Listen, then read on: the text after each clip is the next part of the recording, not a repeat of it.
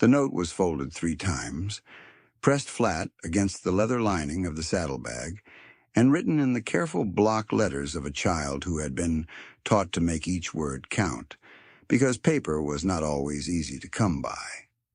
It had been there for 2 days before Darnell Cruz found it. He found it the way you find something you weren't supposed to find, reaching past his rain gear for the tire gauge he kept at the bottom of the bag, fingers closing on paper instead of metal.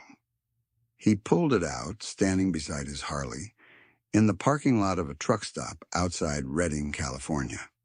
On a Tuesday afternoon in late October, when the sky was the color of old pewter, and the wind off the Sacramento Valley carried the first serious cold of the season, he unfolded it. He read it twice. Then he stood very still for a long moment, with the wind moving through his silver beard, and his eyes doing something that none of the men who knew him had ever seen his eyes do before. He read it a 3rd time. The note said, "My name is Marcus. I am 11 years old. I live at the Sunnyside Group Home on Halcyon Street. I saw your motorcycle, and I think you are in a club. I don't have anybody to ask for help. My friend Delia is 9, and she is scared all the time, and nobody believes us. The man who runs our house is stealing our food money. We only eat once a day on weekends. I don't know if you can do anything. I understand if you can't. Sorry for putting this in your bag. I didn't know who else to ask. No last name, no phone number. Just the address, printed in the careful block letters of a child who understood, already at 11 years old, that when you reach into the dark asking for a hand, you name exactly where you are so the hand knows where to reach. Darnell Cruz was the president of the Iron Meridian chapter of the Hells Angels Motorcycle Club. Out of Redding, a man who had been riding since he was 19 years old, and who had, in 31 years of riding, accumulated enough scar tissue and hard knowledge to fill 3 ordinary lifetimes. He was 6 feet 2 inches tall and 240 pounds of deliberate stillness, the kind of man who took up space in a room without moving a muscle, whose voice came out of somewhere low in his chest like stones shifting in a riverbed. His leather cut bore the death's head patch on the back in white and red, and beneath the main rocker, in the arc of the bottom, the word California sat stitched in red thread worn to a rust color by years of road grit and weather. The patch on his left chest read President. The patch on his right read Darnell, which nobody used. Everyone who knew him called him Cord, a nickname earned decades ago in circumstances that had passed into chapter legend. He folded the note back along its original creases. He put it in his chest pocket. He climbed on his motorcycle and sat for a moment with both hands on the grips and the engine not yet started, looking at the pavement in front of his front wheel. Then he took out his phone and called his sergeant-at-arms. Vic Salazar was 44 years old, lean and coiled where Cord was massive and still, with close-cropped dark hair going silver at the temples and a pale scar that bisected his left eyebrow in a straight line that suggested it had been made by something precise. He served as sergeant-at-arms because no one in the chapter was better at reading the geometry of a situation, at finding the one load-bearing element that, removed cleanly, would bring the whole structure down. He answered on the second ring. "Halcyon Street," Cord said. "Sunnyside Group Home. I need everything you can find tonight." Vic didn't ask why. That was one of the qualities that made him Cord's sergeant-at-arms and not anyone else's. He said, "Tomorrow morning?" "Before sunrise," Cord said. He started the motorcycle and pulled out of the truck stop parking lot onto the highway heading north, and the note in his chest pocket sat there against his ribs the entire 70 miles home, its folded edges sharp enough that he could feel them through the fabric of his shirt. The Sunnyside Group Home for Children occupied a two-story house on Halcyon Street in a neighborhood that had been working class before the jobs left and was now something harder to name, a neighborhood of sagging fences and liquor stores with security bars and a church on every other corner trying to hold the remaining seams together. The house itself was pale yellow with brown trim that was peeling away in long curls, and the yard was dry yellow grass behind a chain-link fence with a padlock on the gate. A sign by the front door, crooked on its single mounting screw, said Sunnyside Group Home, licensed by the state of California. The sign had been there long enough that the sun had bleached the letters nearly white against the yellow board. The man who operated the home was named Gerald Pruitt. He was 53 years old, a former middle school vice principal, who had 7 years ago opened the group home with a startup grant from the county and a license that required him to feed, house, clothe, and supervise up to 12 children at a time in exchange for a monthly payment per child from the state. The state payment for 12 children came to approximately $31,000 per month.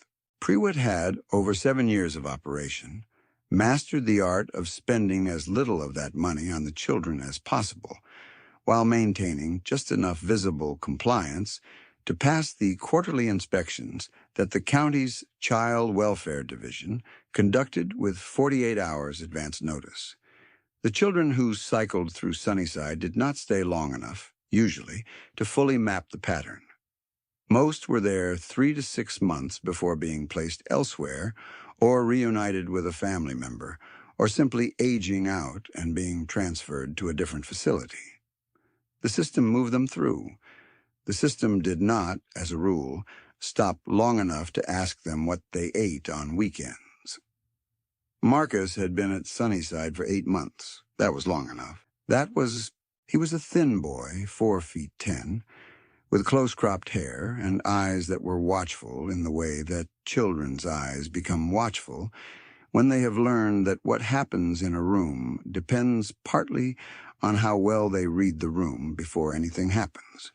He had arrived at Sunnyside from a previous placement that had ended when the foster family moved out of state, and before that from a placement that had ended when the foster mother's health declined, and before that from the hospital, where he had been born to a woman who was not in a position to take him home. 8 months was the longest he had stayed anywhere. He knew Halcyon Street in the way you know a place you have decided to survive. Deja Carmichael was 9 years old and had arrived at Sunnyside 4 months after Marcus. She was small, even for 9, with 2 uneven braids and a gap between her front teeth that made her smile slightly lopsided.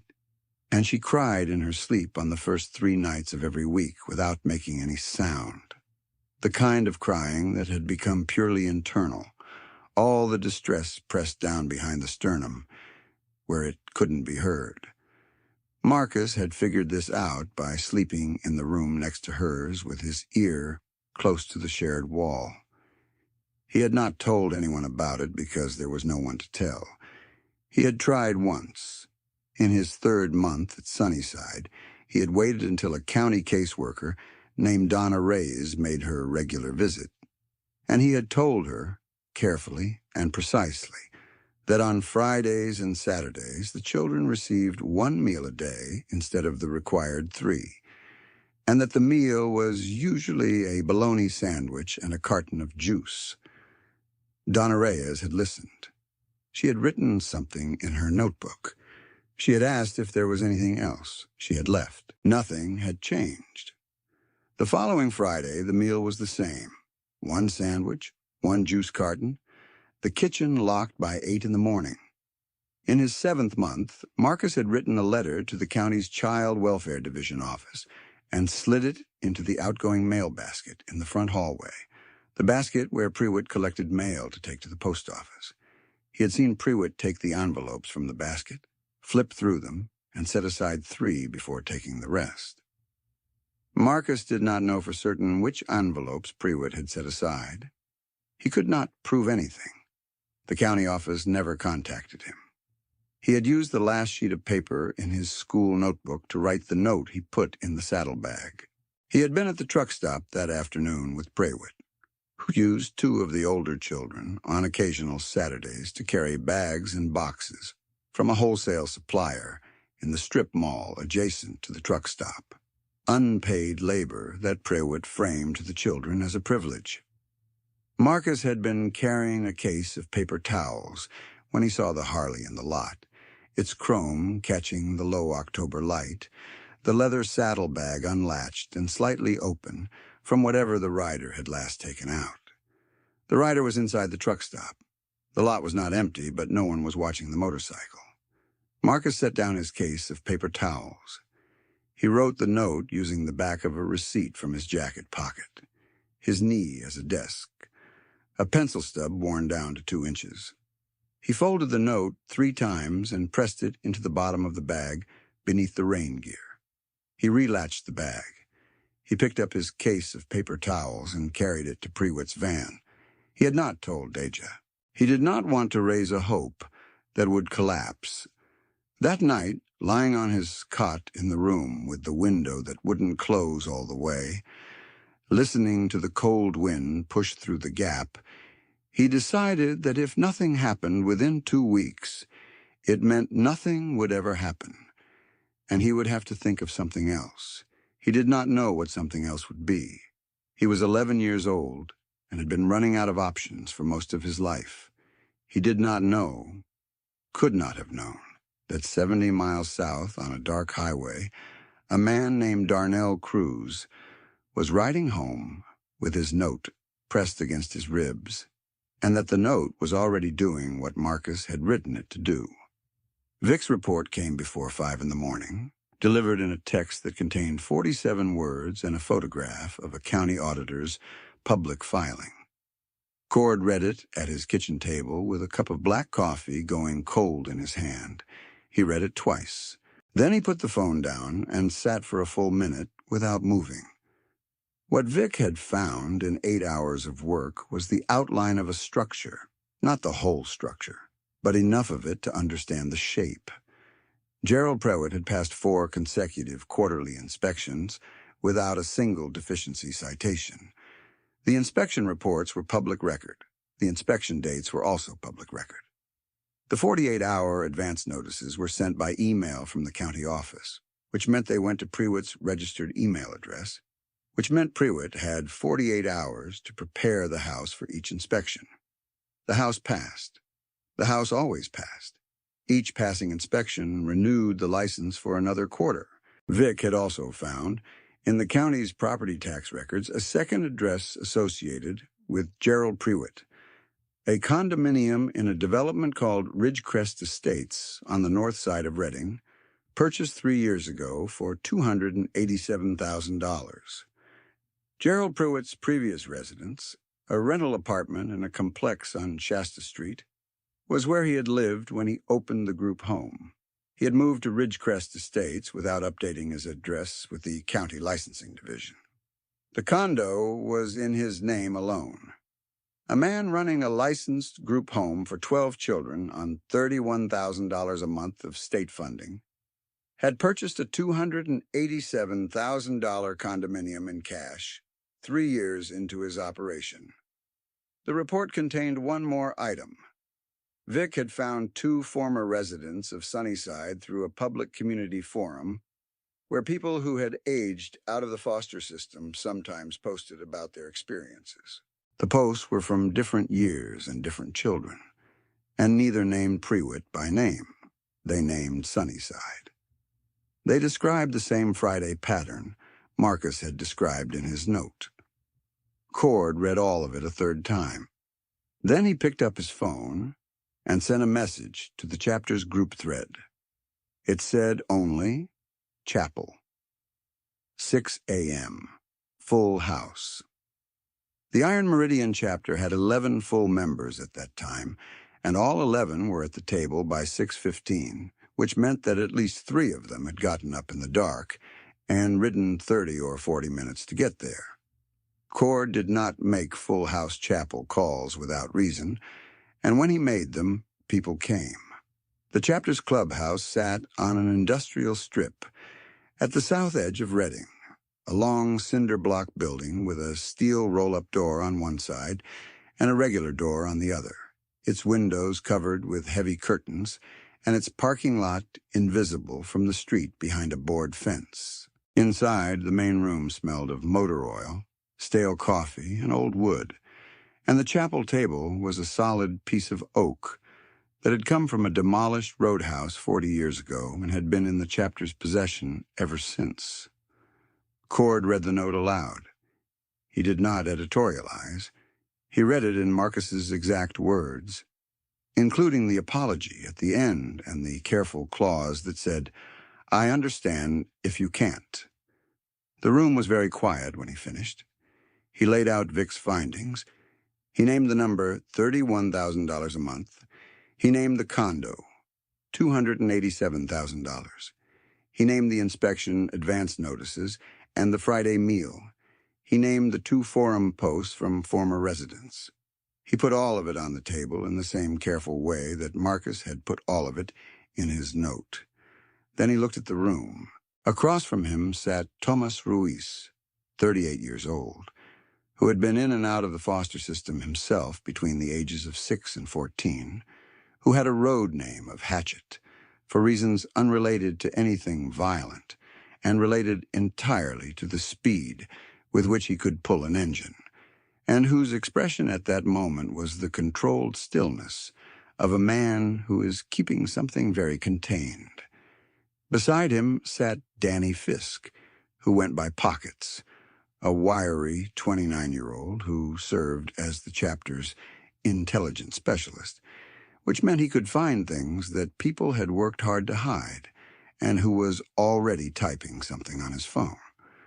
At the far end of the table sat Lou Brennan, the chapter's road captain, a former long-haul trucker with forearms the size of most people's thighs, and a quiet manner that could be mistaken, once, for gentleness. Nobody asked if they were going to do something. The only question was what and how and in what order. Pockets looked up from his phone and said, "The quarterly inspection for Sunnyside is scheduled for November 14th. That's 18 days out."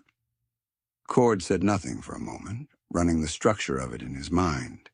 18 days was enough time. It was also not the point. "We're not waiting 18 days, Hatchet said, and his voice was steady and flat. "No," Cord said. "We're not?" He looked at Pockets. "I need the county auditor's office, the actual financial oversight division, not the welfare inspectors. And I need someone who covers children's services for the local news." "Give me 2 hours," Pockets said. "I need to know what those kids eat today," Cord said. He looked at Lou. "Halcyon Street. Drive past, nothing conspicuous. Count the vehicles. Note the fence situation." Lou was already standing. Cord looked at the room one more time. Nothing physical happens at that house. Nothing loud. Nothing visible. We do this the way it needs to be done. He picked up the note from the table and held it for a moment by its edges. This kid wrote, "I understand if you can't." He was being polite. He didn't want to be a burden. He set it back down, flat against the oak. "That's the part we're going to answer." The 2 hours Pockets had asked for became 90 minutes. By 8:30 that morning, he had identified the name and direct phone number of a senior auditor in the California Department of Social Services Financial Compliance Division, a woman named Patricia Howe, who had, according to her publicly available professional history, spent 12 of her 23 years in government service on investigations into residential care facility fraud. Pockets had also found the name of a reporter at the Reading Record Searchlight who had written 3 stories in the past 2 years about licensing failures in the local foster care system. He had also found something else. Gerald Pruitt had applied 6 weeks ago for a capacity expansion of his license, which would allow him to house 16 children instead of 12. The application was pending. If approved, his monthly state payment would increase from $31,000 to approximately $41,000 per month. The application was sitting in a review queue. Cord looked at the capacity expansion document for a long time. "He's expanding," Vic said, reading his face. "He thought he was safe," Cord said. "He passed 4 inspections, and he thought the machine was working for him." Pockets printed everything he had found, organized it by category, and put it in a manila folder. The folder contained the inspection dates, the advance notice records, the condo purchase date and amount, the forum posts from former residents, the capacity expansion application, and a 2-page summary of the state's regulatory requirements for group home food provision, which specified 3 meals per day at defined minimum caloric levels, the cost of which was explicitly included in the per-child state payment. The folder also contained the note. Cord had added the note to the front of the folder that morning, not as evidence, strictly speaking, but because it was the reason the folder existed. Lou Brennan came back from his drive past Halcyon Street at 9 in the morning. He sat down at the table and reported what he had seen in his quiet, trucker's way, methodical and precise. The chain-link fence was padlocked from the inside. There were 2 vehicles in the side lot, a white van and a gray sedan. The curtains on the ground floor were drawn. He had not seen any children. It was a school day. He had, however, counted the time on his watch as he drove past, and he had noted that the house had no exterior security camera on the front face, only on the corner of the fence nearest the driveway, aimed at the gate. Cord nodded. He had not expected a security camera to matter in the end. He was planning a different kind of arrival. Patricia Howe at the Department of Social Services received a phone call at 10:15 that morning from an anonymous caller who said he had documentary evidence of financial irregularities at a licensed group home in Redding and asked her for a secure fax number. She gave it. 20 minutes later, her fax machine produced 17 pages, including the condo purchase records, the forum posts, the inspection advance notice records, and a copy of the per-child payment schedule alongside the state's meal provision requirements. The last page was a photograph of Marcus's note, taken with Pockets' phone in the early morning light of the clubhouse table. Patricia Howe read the 17 pages once quickly and then a second time carefully. On her second pass, she made notes in the margin of the condo purchase page and circled the dates of the 4 passing inspections. Then she picked up her direct line and called the licensing division.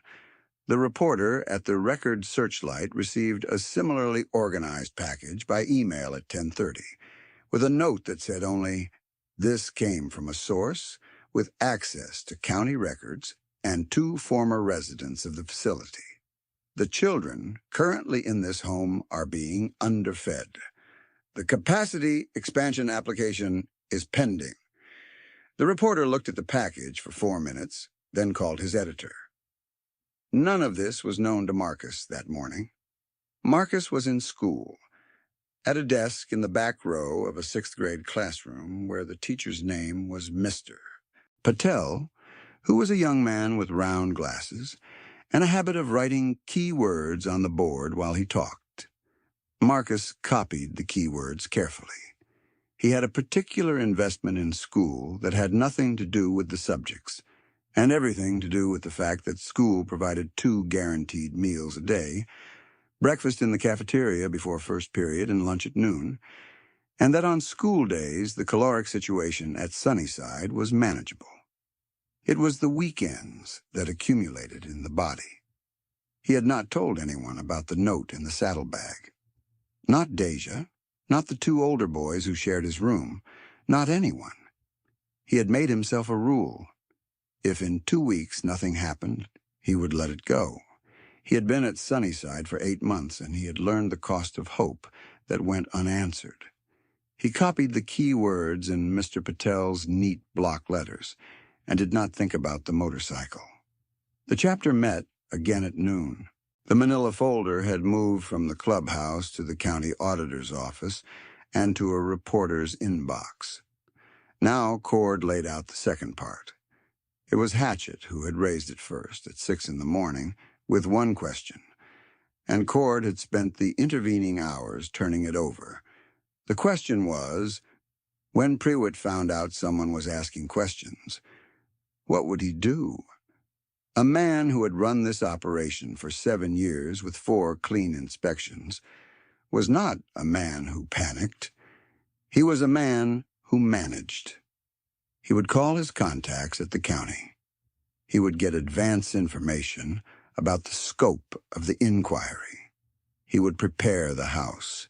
He had done it 4 times before, and he knew the rhythm of it.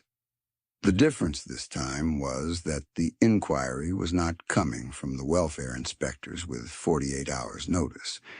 It was coming from financial compliance, who operated under a different protocol, and from a reporter who operated under no protocol at all. Prewitt did not yet know about either. He would find out. The question was when. Pockets had spent the noon hour on a second task.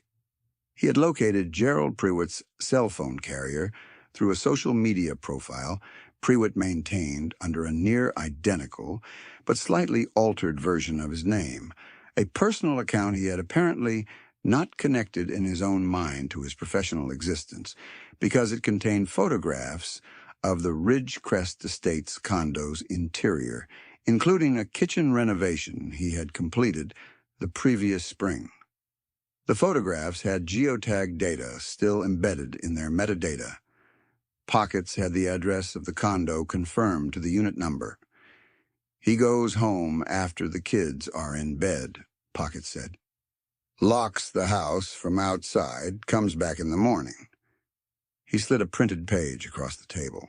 It was a screenshot of a check-in post Prewitt had made 3 weeks ago at a sports bar on the north side of Reading, time-stamped at 9:47 on a Tuesday evening. He's not there overnight. Cord looked at the screenshot. A man who locked 12 children inside a house and drove 20 minutes to his condo, leaving them under the supervision of a part-time overnight aide who was, Pockets had also determined, paid $11 an hour off the books from a separate account, was a man who had organized his life around the premise that no one was watching. He's there tonight, Cord said. It was not a question. Vic said, You want to talk to him at the condo. I want him to know what's coming before it arrives, Cord said. That's different from threatening him. I want him to understand the geometry. There was a difference in the chapter's operational code between physical confrontation and presence. The chapter did not go looking for fights. What it was capable of delivering when the situation called for it was something more precise than a fight. It was the complete and irrevocable removal of all the structures a man had relied on to believe he was untouchable. Physical confrontation was loud and left marks and created records. What Cord had in mind left nothing except a man who understood, without any ambiguity, that the protection he had relied on no longer existed.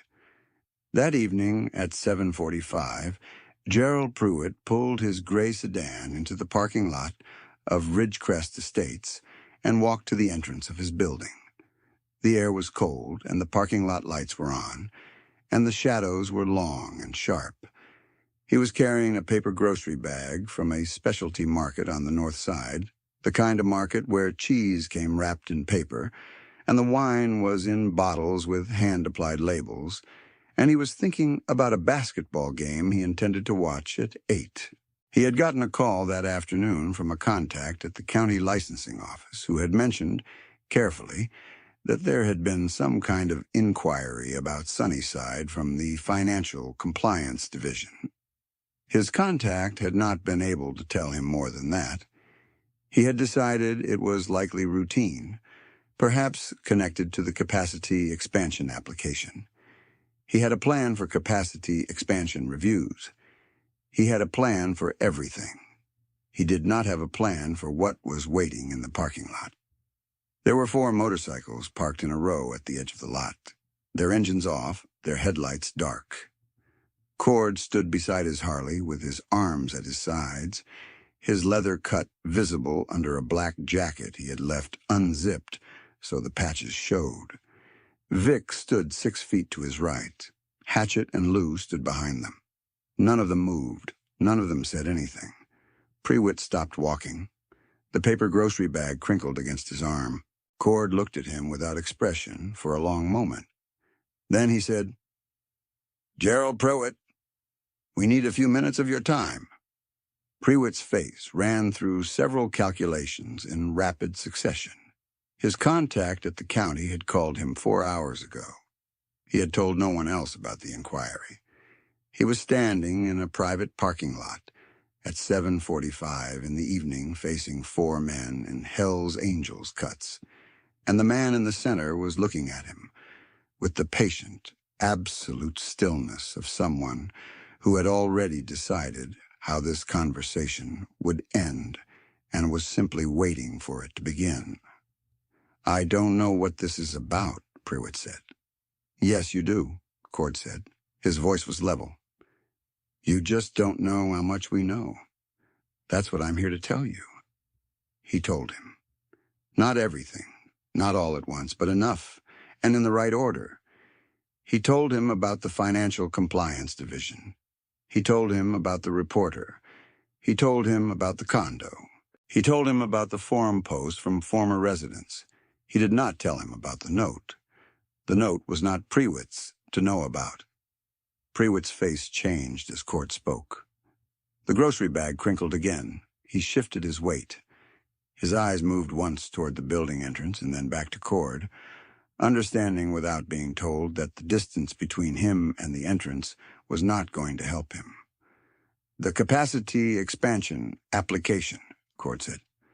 "That's done. You understand that?" Prewitt said nothing. "The license review that's starting tomorrow is not going to look like the last 4, Cord said. "The inspectors coming this time are not the same people. They're not coming with 48 hours' notice. They have the financial records." He paused. "And they have the testimony of 2 former residents." "There's no testimony," Prewitt said. His voice had gone slightly thin. "There's nothing credible. The credibility question is going to be answered by a reporter," Cord said. "And by the children who are in that house right now when a social worker who is not affiliated with your county contact sits down with them in a room you're not in." He let that land. "That's tomorrow, Gerald." The grocery bag crinkled a 3rd time, and then Prewitt set it down on the pavement as though his arm had lost interest in holding it. "The children need to eat," Cord said. "Tonight, all of them, a real meal. Tomorrow morning, all of them, a real breakfast. Every meal from today until there is no longer a license attached to your name. That starts tonight." Prewitt looked at him for a long moment. He was a man who had spent 7 years building a machine designed to produce the appearance of compliance while hollowing out its substance. The machine had worked because every oversight mechanism that should have caught him had been slow or underfunded, or relying on his self-reporting. Standing in the parking lot of Ridgecrest Estates at 7:50 in the evening with 4 members of the Hells Angels looking at him, with the calm certainty of people who had already done the thing he was only now understanding had been done, Gerald Prewitt experienced, for the first time in a very long time, the specific sensation of a structure collapsing under him. He was not a man who could be frightened into violence. He was a man who calculated. And what he was calculating now was the geometry of escape, and there was none. The financial compliance inquiry was real. The reporter was real. The former residents were real. The man standing in front of him had not threatened him with anything except the inevitable arrival of consequences that were already in motion. "Tonight," Cord said again quietly. Prewitt picked up the grocery bag. He walked back to his car. He drove back toward Halcyon Street. Marcus was doing homework at the common room table when he heard the van in the driveway. It was 8:10, which was early for Prewitt.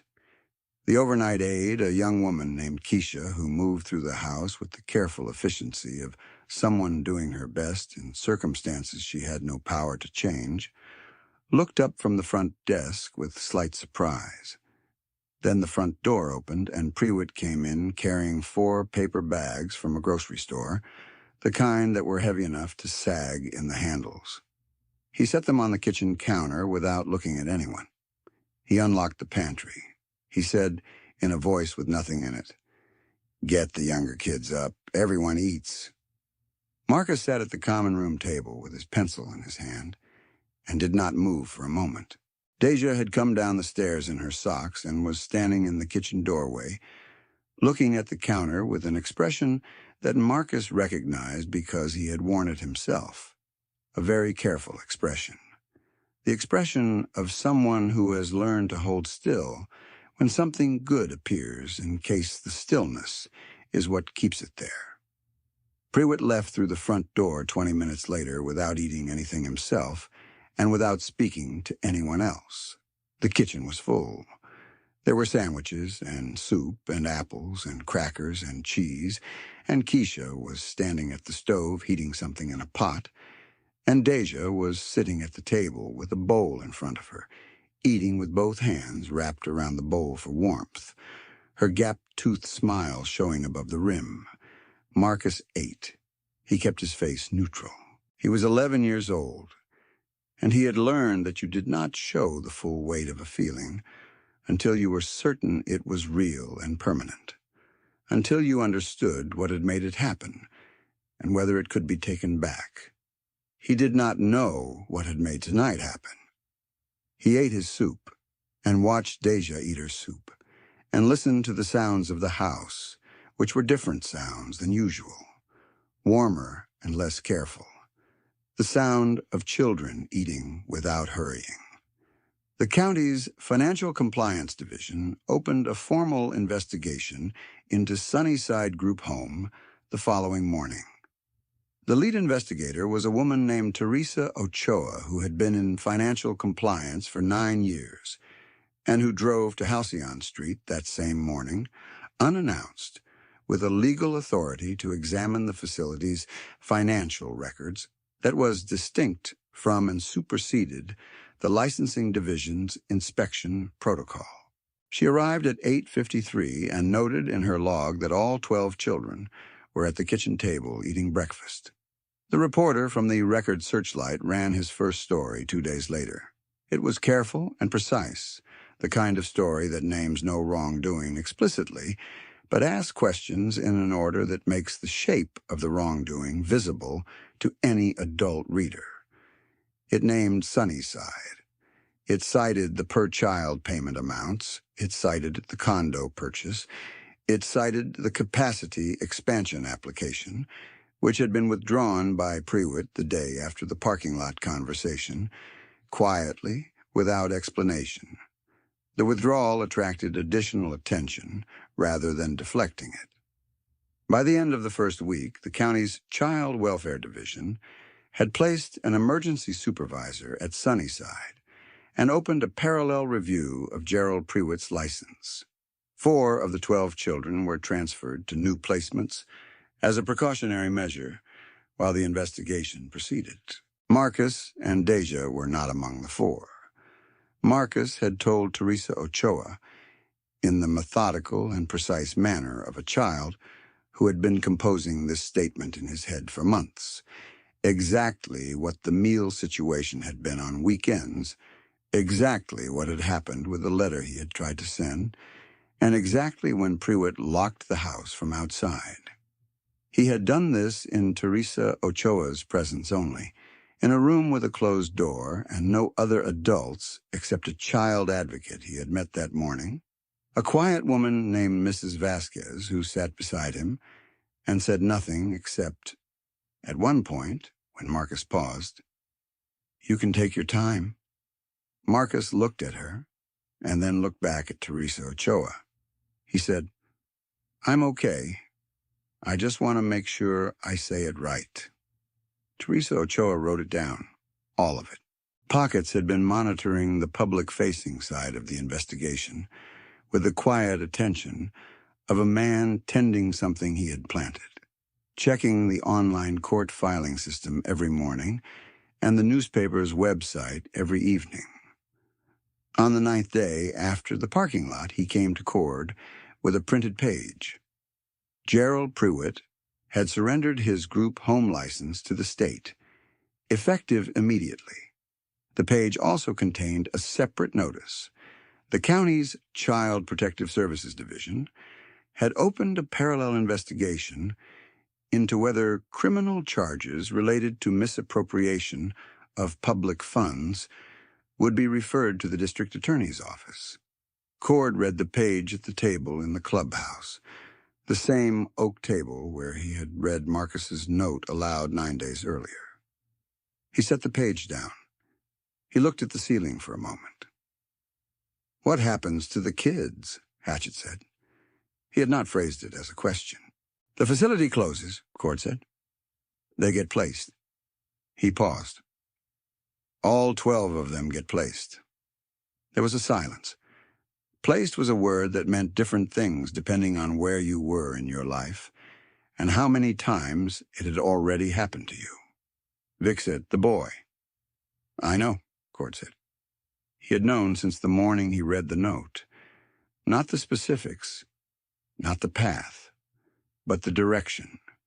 A child who had tried the official channels twice and gotten nothing, who had used his last sheet of paper to write a careful apology to a stranger in a truck stop parking lot, was a child who was owed something more than a transfer to another placement. That was not a debt the investigation could pay. The investigation was right and necessary, and it had happened because of Pockets and Patricia Howe, and the reporter, and Teresa Ochoa, and Marcus and Deja would eat real meals for whatever time remained before the facility closed. That was not nothing. It was, in the accounting that mattered in this world, not enough. What happened next was not planned in a chapel meeting. It was not written down anywhere. It grew out of 3 separate conversations that Cord had alone over 4 days. The first conversation was with his sister, Nora, who was 51 years old and lived in a house on the east side of Reading, with a garden in the back and 2 rooms that had been empty since her youngest child left for college 3 years ago. Nora had a job as a medical billing specialist that she did from home. She had a license to provide foster care that she had obtained 11 years ago and renewed twice and never used, because the children the system had sent her way had, in those years, always been sent elsewhere first. The license was still valid. The second conversation was with Teresa Ochoa, who confirmed that the placement process for the Sunnyside children would begin within 30 days of the facility's closure, and that families with active foster licenses would be contacted through the standard referral process. The third conversation was with Vic, who listened without expression, and then said simply, "She's sure?" "She asked me twice if it was what I wanted," Cord said. "I told her it wasn't about what I wanted. She said that was exactly why she was saying yes." Nora Cruz submitted a placement request through the county foster care office specifying 2 children, a sibling pair or 2 children with an existing bond, ages 6 through 12, that same week. She submitted it through channels on forms with no mention of her brother or of motorcycles or of any of the events on Halcyon Street. The placement worker who reviewed her file noted that her home met all requirements, that her references were strong, and that her prior renewal of an unused license indicated sustained commitment. The placement worker did not know, and had no way of knowing, anything else. The placement took 14 days to process after the Sunnyside closure. Marcus learned about it on a Thursday afternoon in the office of Mrs. Vasquez, his child advocate, who sat across from him and explained that a placement had been found for him and for Deja together in a licensed home in Reading, with a woman named Nora who would be there when they arrived and who had been told about both of them, and who had said specifically that she wanted them both. Marcus sat with this information for a moment in the way that he sat with things that were large and not entirely safe to believe yet. He looked at Mrs. Vasquez. He said, "Together?" "Together," she said. He looked down at his hands on his knees. Something moved across his face briefly, that he did not entirely suppress, a movement around the mouth and eyes that was there, and then was controlled.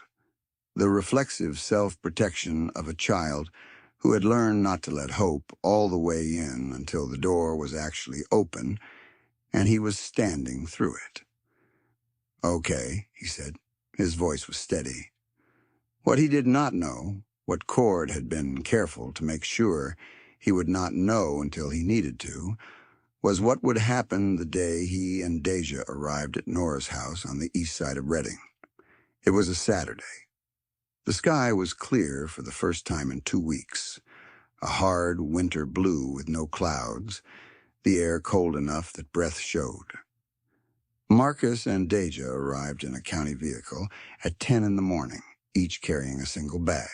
Nora met them at the front door, a solid, warm-faced woman with cord silver in her hair and a way of moving that was unhurried and certain, and she showed them the 2 rooms and the kitchen and the garden in the back, where 3 tomato plants had gone dormant under a layer of straw mulch for the winter and would come up again in spring.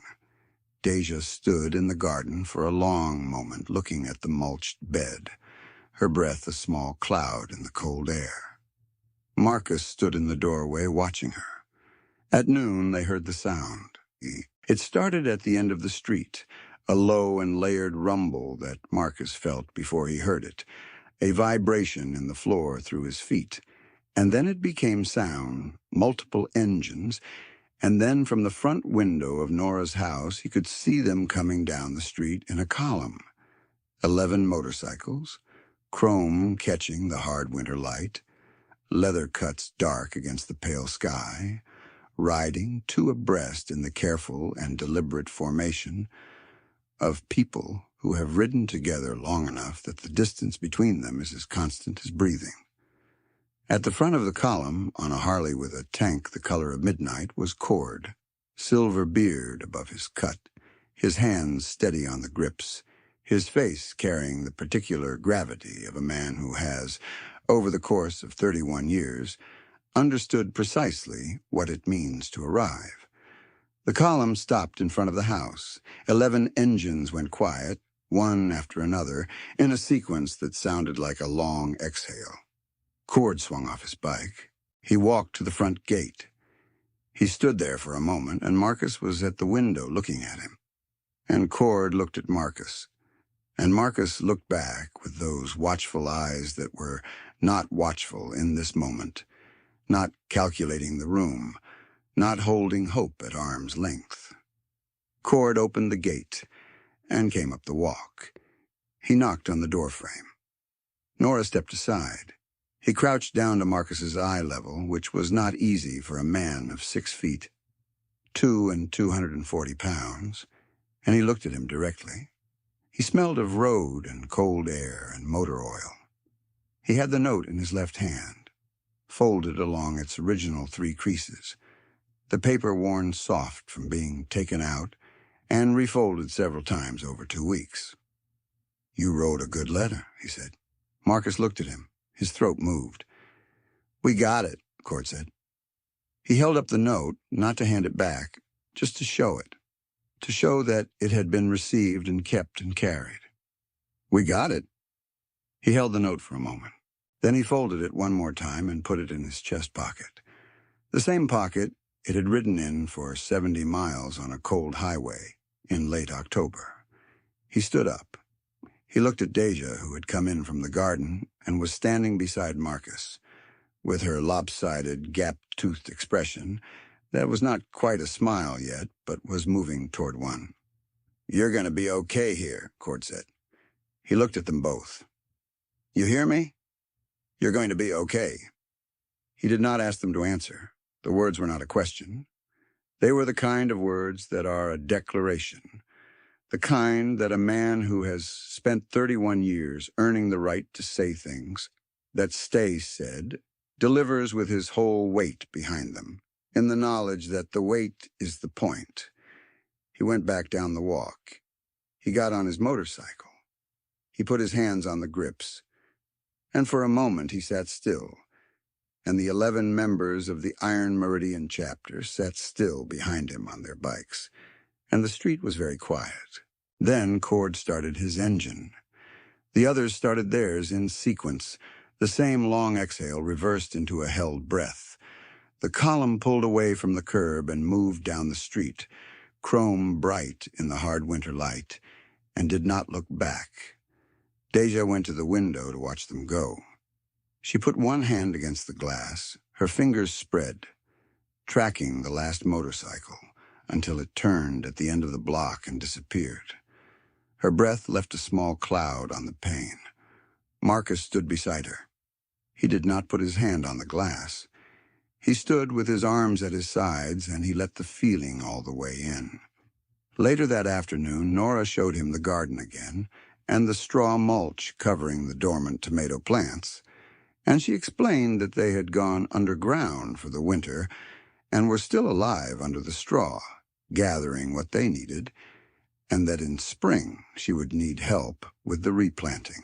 Marcus crouched down and pressed one hand flat against the mulch, feeling the cold, and, beneath the cold, the faint retained warmth of the earth. "I can do that," he said. Nora did not say anything. She stood behind him with the winter sun on her face and let the silence hold what it needed to hold. From somewhere on the street, very far away now, the engines of 11 motorcycles sounded like a rumble of distant weather, already moving on, already carrying whatever came next. The sound faded. The cold air settled. Marcus kept his hand on the mulch, feeling the quiet hum of something that had survived the season and was ready for what came after. And for the first time in 8 months, and perhaps longer than that, he was not counting the days. If this story stayed with you the way it stayed with us, share it with someone who still believes that ordinary courage can reach the right hands. Stories like Marcus's remind us that asking for help is not weakness, it is the bravest thing a person can do. Thank you for listening.